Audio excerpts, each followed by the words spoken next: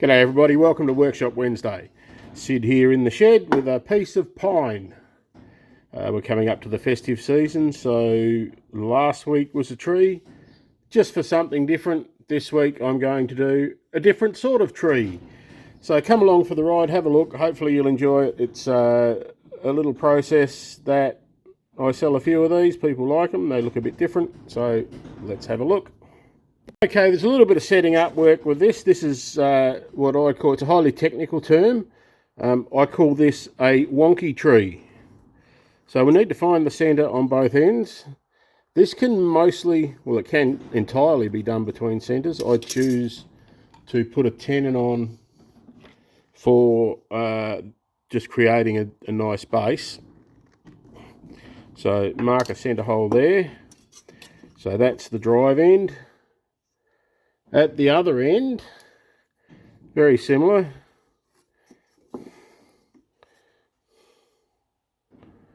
We mark a centre.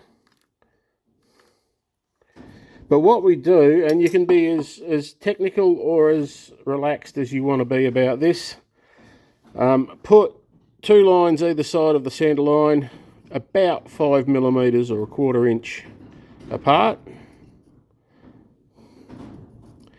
And number them. 1, 2, 3, 4, 5. Because you can lose your way quite easily. Don't ask me how I know. So what we're going to do is we're going to put a little hole with it all on each of those to locate those as a centre.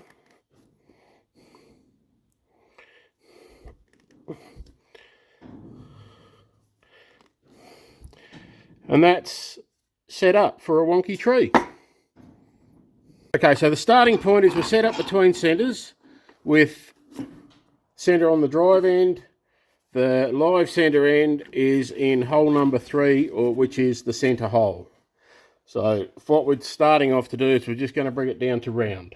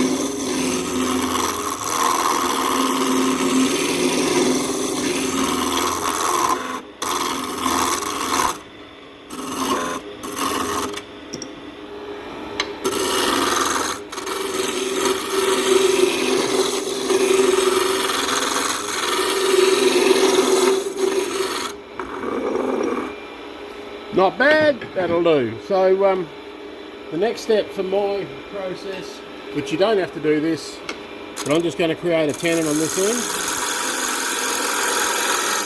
Doesn't have to be precise because it's not staying there. The base of the tree will be cut off above that tenon. Okay, so my tools of choice for this project: skew, spindle gouge, and just a parting tool right at the end. So remembering we've got 5 holes at this end, we've got 1 hole at this end. So the next step for me is to mark out where the base is going to be and then to form the base.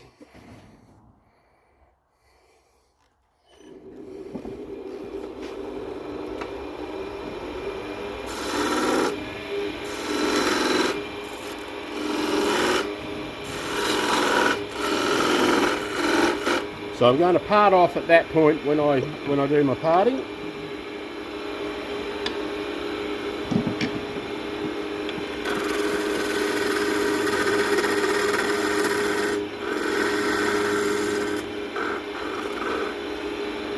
And the base of my tree will start about there.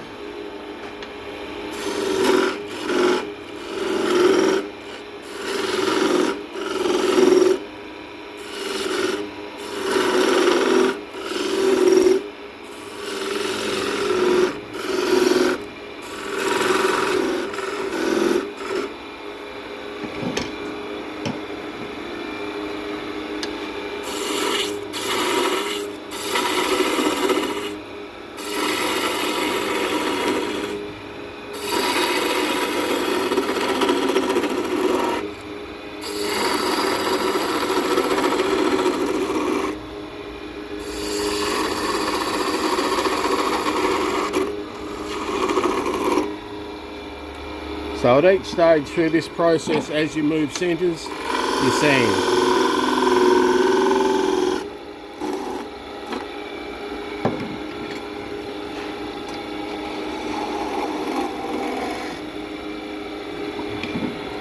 So there's my trunk.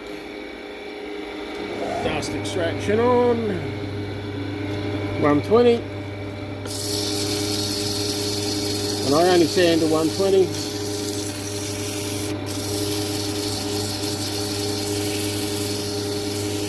Sometimes I leave these raw, and sometimes I colour them. As I get to the end of the day, I'll decide that I'm going to colour it or leave it raw. The end of the project, end of the day. Goodness me. Okay, so the next part of the process is we've got 5 holes, which means we've got 5 stages. Very technical to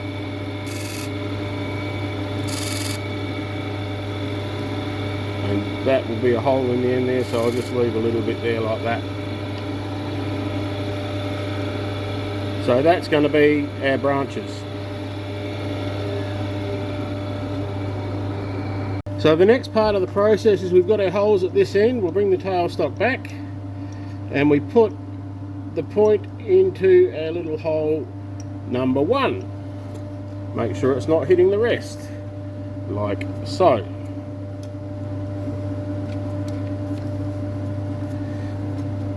And then so with hole number 1 there, the first branch is going to be here, so we'll shape that into there. You can do this with the skew. I generally choose to do it with the spindle gouge.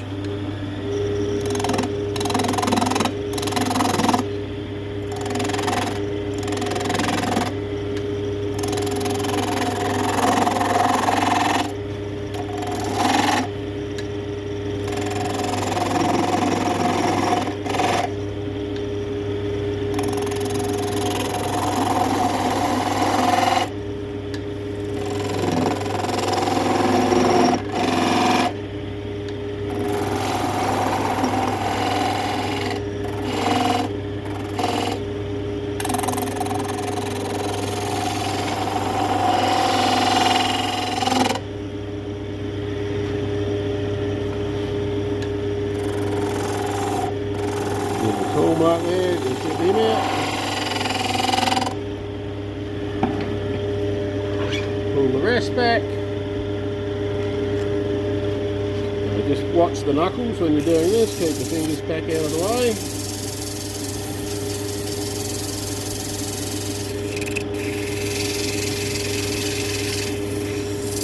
Again, don't ask me how I know that. Now, to a degree here, speed is your friend.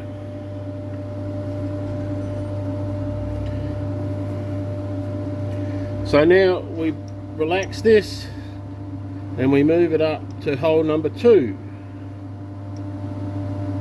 And this is why you number it, because as you get through it, it's actually quite easy to lose your way.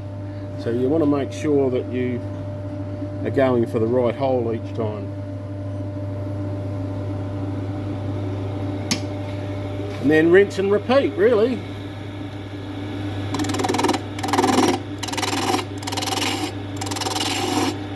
But remembering, because it's a tree,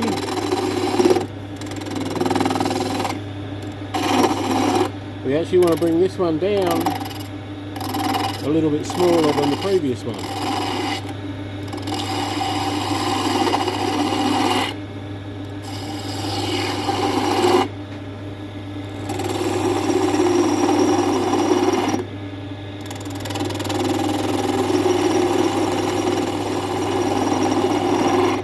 depending on the quality of your wood, there's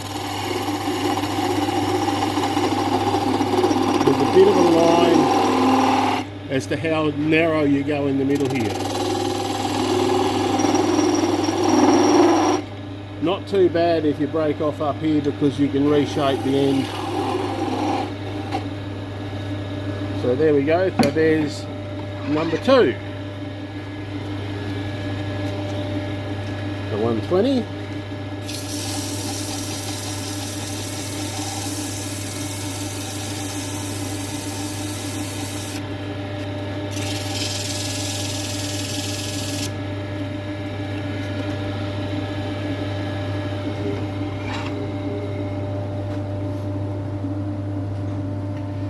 Now we go to number 3, which is actually back on centre. And rinse and repeat.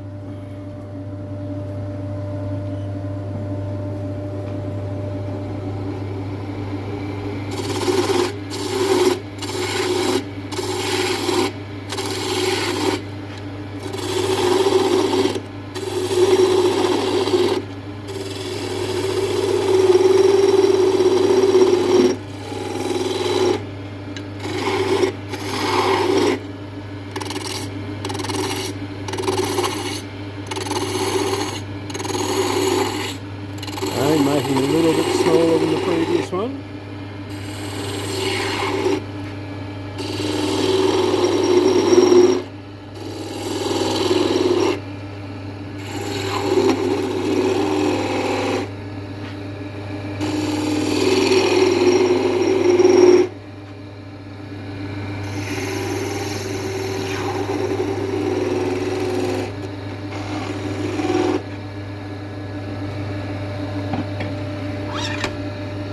Out of the way, bit of 120.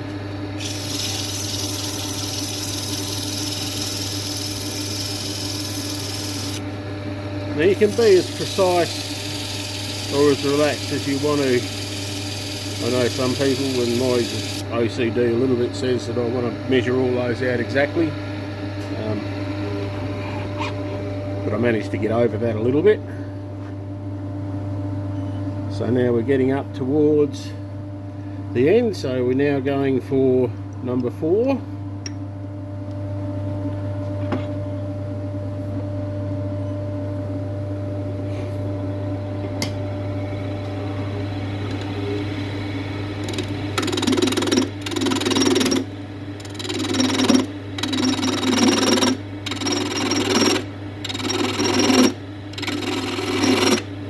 So you may have noticed before I had the flute nearly straight up, but my handle is at 45 degrees down.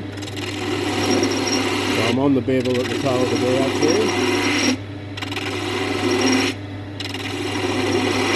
So it is still a supported cut. That should be small enough, I reckon.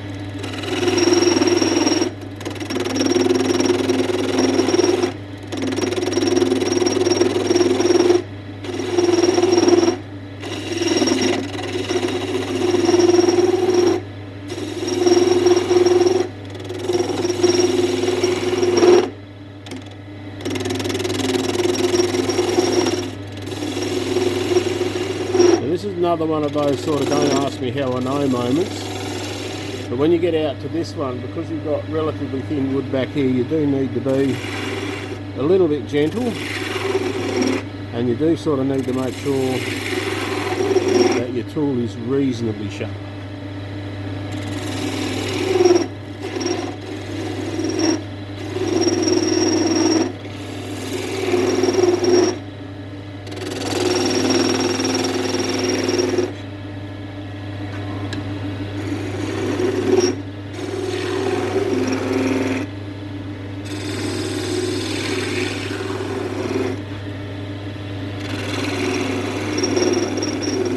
And this is only recycled pallet pine, so it's not very forgiving if you make a mistake.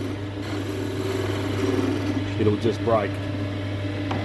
But really, if it was to break here now, I would still have a piece I could use.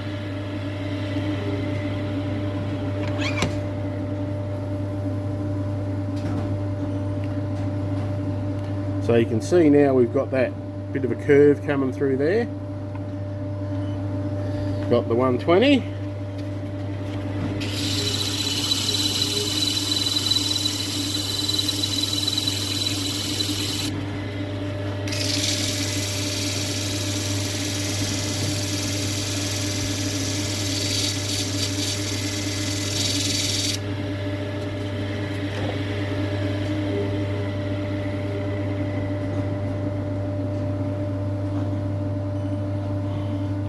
And then we move this to point number 5. One thing you do need to be a little bit careful with is don't crank it down too hard, because you're not pushing in a straight line, so you will break that off if you push too hard.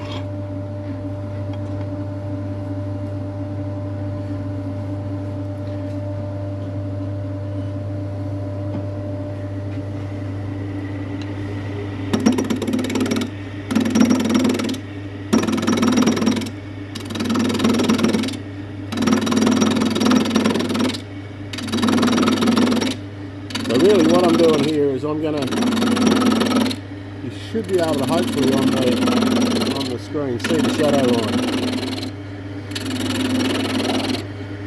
So this is probably the one that takes the longest, and that's because it's the one that's most likely to break.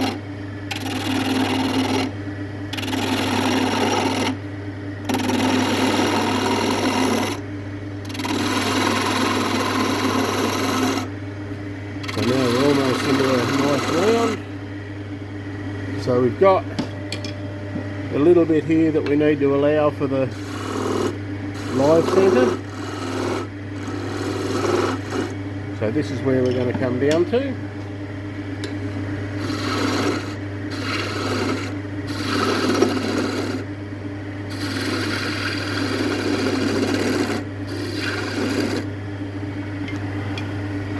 And I do use the skew up here because it puts a lot less pressure on it.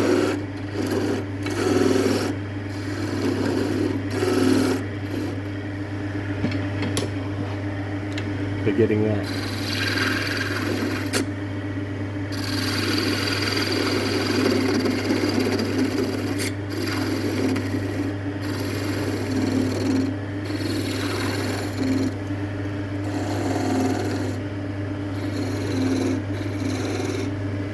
I don't quite want a real sharp point on the end there.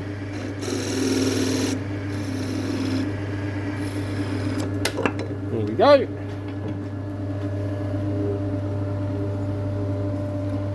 So you can see that, the wonky tree. And now my reasoning for putting the tenon on here is now I can part off the base. You can do it straight off there and then sand all that out, but I do still like to have that little concave base in there so it sits flat anywhere, and it lets me sand off the top. So sanding off the top can look a little bit hairy, but it's not too bad. It's just holding the paper there just to get that little top rough bit off. And remember, we were a cylinder here, so all of that stuff is not going to spin out this way.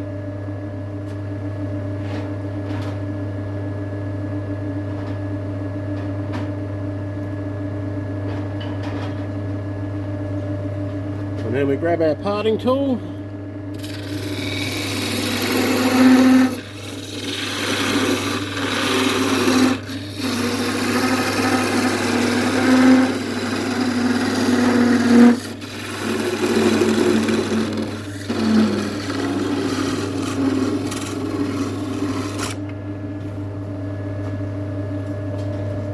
Little nub in the bottom there.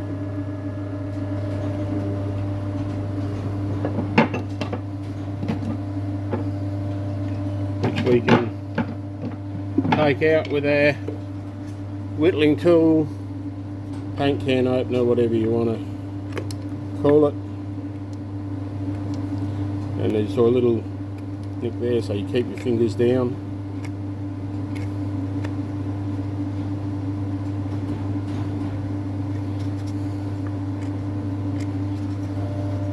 And I can just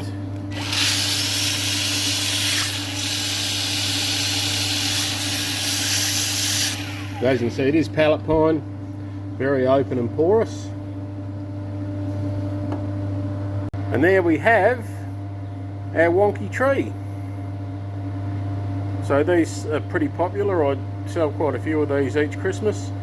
I paint some, I don't paint others. Still deciding whether I'll put some on this or not.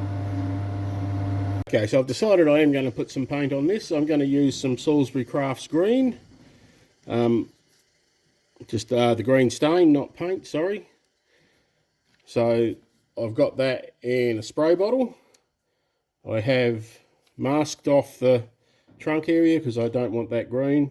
And must have been some wrapping from Carol's Woodcraft Supplies because it's the Geelong Times I'm using in the background there.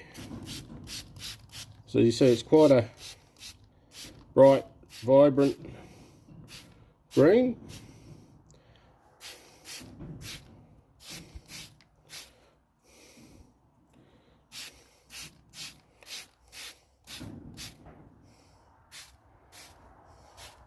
I like the Salisbury Crafts stains for the woodwork. They work very well. Probably, if they have a flaw, they are water-based. So if this is going to be anywhere where it might get wet, it will need something over the top to seal it. Otherwise the stain will dissolve again. So it can be an oil coat, wax, lacquer, spray lacquer, anything over the top. Because it's water-based, anything oil-based will just hold it in. So there we go. Thank you for coming along for Workshop Wednesday this week. Please like, subscribe, share if you liked it. If you didn't like it, put a dislike. It all helps. Helps me know what to do and what not to do. So, yeah, I enjoyed this little project. It's quite a simple one at this time of year. I will see you next week.